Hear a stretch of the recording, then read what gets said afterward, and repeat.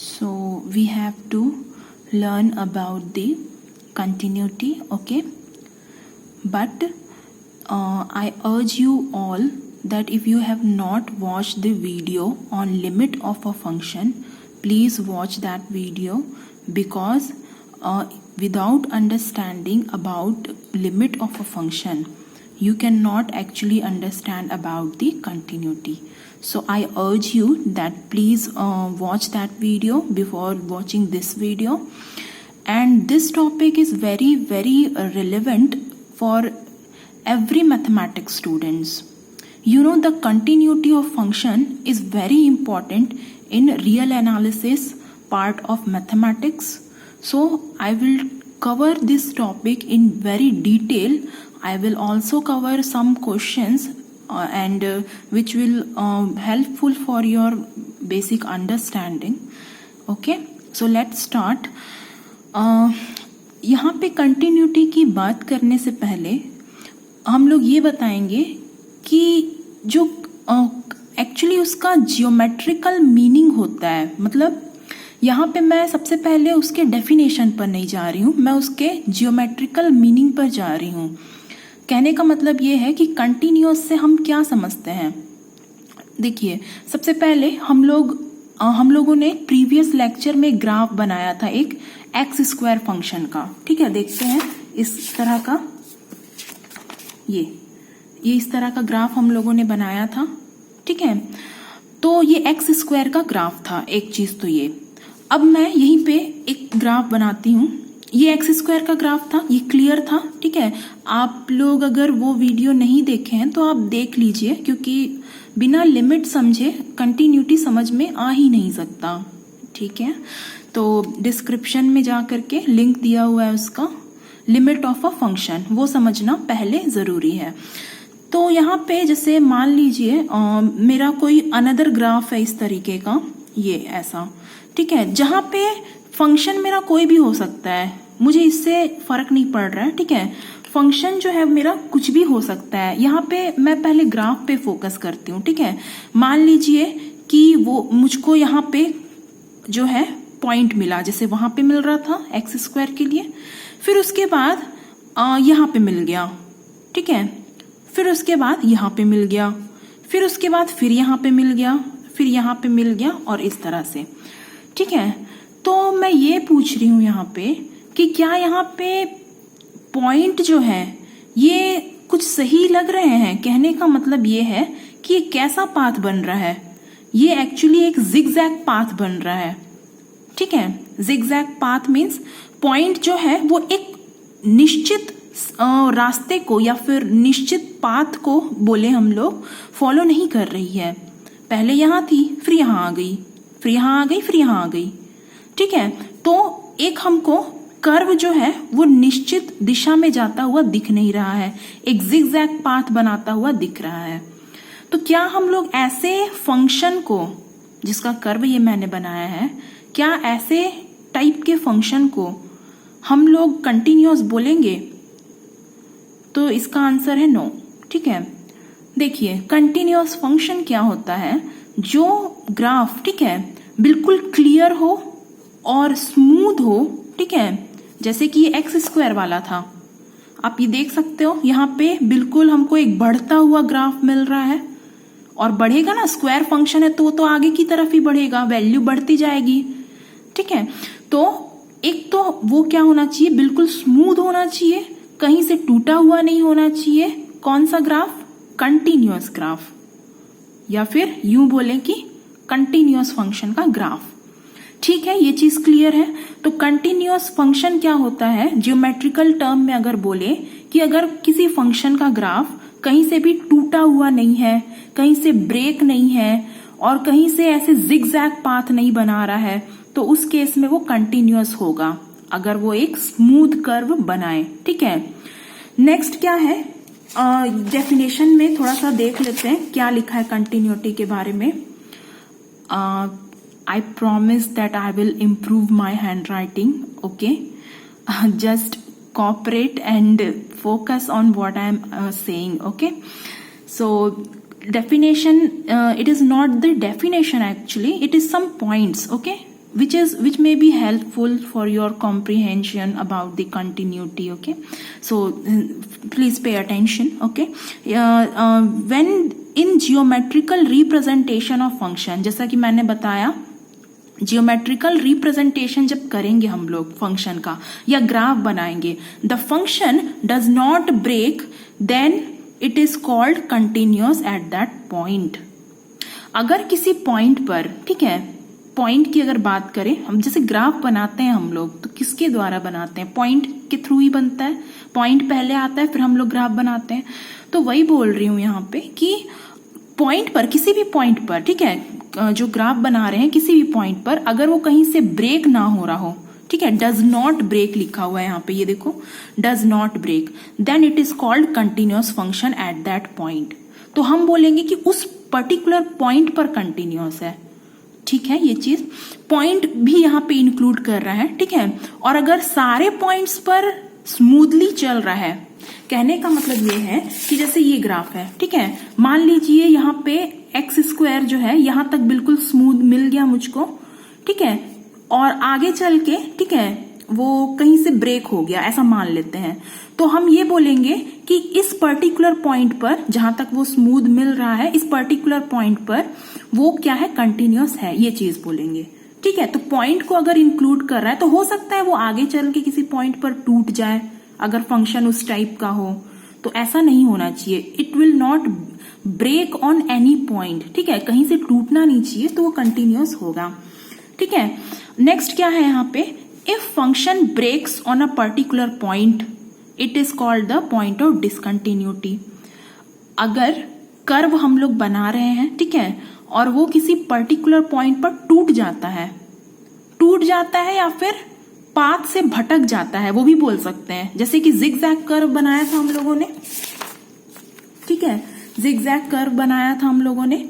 यहाँ पे मान लीजिए कि यहां से यहां तक ये सही चल रहा था, फिर ये नीचे आ गया इस तरह से, ठीक है, और फिर आगे बनाया तो इस तरह से. तो यहाँ पे जहां पे वो रास्ते से भटका है या फिर ब्रेक हो गया है, इसका जो कंटिन्यूअम है वो ब्रेक हो गया है या स्मूथनेस इसकी हट गई है, तो उस केस में हम लोग बोलेंगे कि अगर किसी पॉइंट पर जो है वो फंक्शन का कर्व जो है वो ब्रेक हो जा रहा है, ठीक है, the function breaks on a particular point, then it is called the point of discontinuity.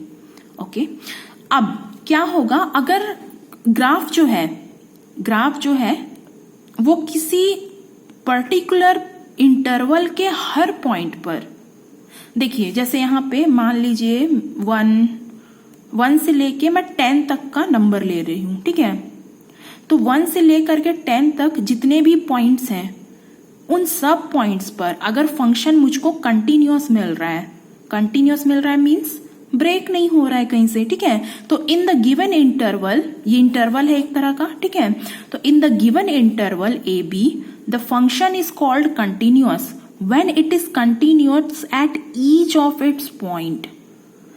जो भी इंटरवल हमको दिया हुआ है, ठीक है, उस इंटरवल के हर पॉइंट पर अगर फंक्शन जो है वो कंटिन्यूअस है, तो हम ये बोलेंगे कि जो फंक्शन है वो इस पर्टिकुलर इंटरवल पर, पूरे के पूरे इंटरवल पर क्या है, वो कंटिन्यूअस है. ठीक है, ये चीज क्लियर है. पॉइंट पर कंटिन्यूअस होगा, सारे के सारे पॉइंट पर कंटिन्यूअस होगा, किसके, इस इंटरवल के. तो हम बोलेंगे कि इस इंटरवल पे भी वो कंटिन्यूअस है.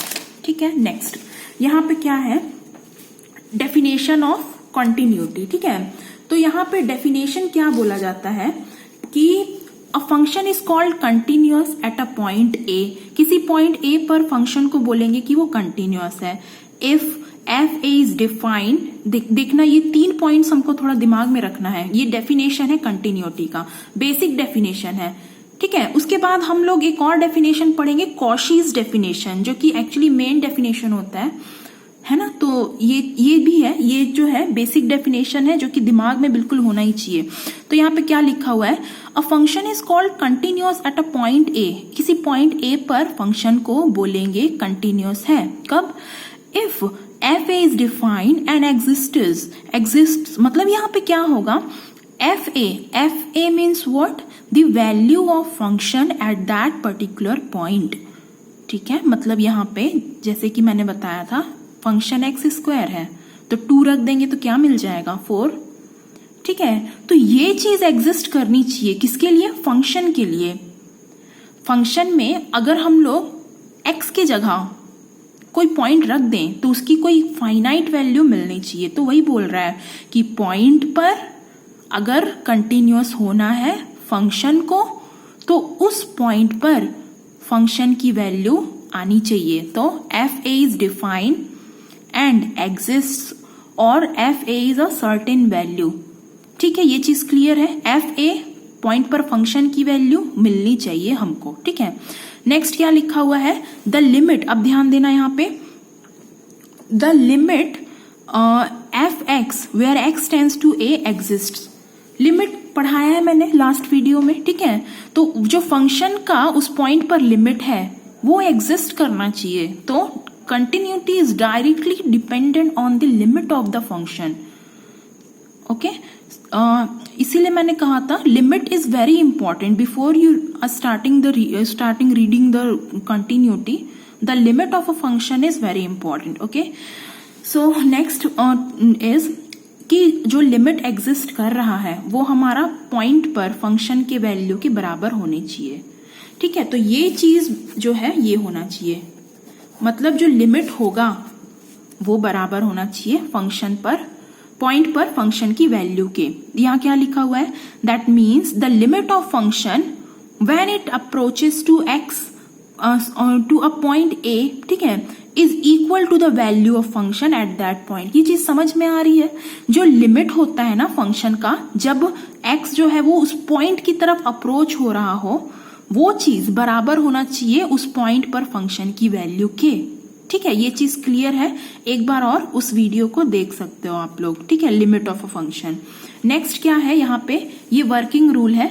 वर्किंग रूल किस लिए, क्वेश्चंस जो है वो इस मेथड से ही बनेंगे। हम लोग सबसे पहले राइट हैंड लिमिट और लेफ्ट हैंड लिमिट निकालेंगे, वो पॉइंट पर फंक्शन की वैल्यू के यानी एफ ए के बराबर आना चाहिए, जहां ए हमारा पॉइंट है। ठीक है, तो यहाँ पे राइट हैंड लिमिट और लेफ्ट हैंड लिमिट के बारे में अच्छे से बताया है मैंने लिमिट वाले वीडियो में। ठीक है, तो यहाँ पे क्या है, ये चीज होगा, ये वर्किंग रूल है, मतलब ये चीज आना चाहिए। पहले लेफ्ट हैंड लिमिट निकाल लेंगे, राइट हैंड लिमिट निकाल लेंगे, वो दोनों इक्वल आना चाहिए, और फिर पॉइंट पर फंक्शन की वैल्यू या तो क्वेश्चन में दी होगी नहीं तो निकालेंगे। तो अगर ये चीज जो है तीनों चीजें बराबर हो जा रही हैं एक दूसरे के, तो हम बोलेंगे कि जो फंक्शन है वो कंटिन्यूअस है। ठीक है, अब हम लोग उसमें आ जाते हैं कॉशी के डेफिनेशन में। Cauchy's definition is also very important for continuity. ठीक है, देखते हैं यहाँ पे क्या बोला जा रहा है। A function is, Cauchy's definition of continuity is here, function is called continuous at a point A.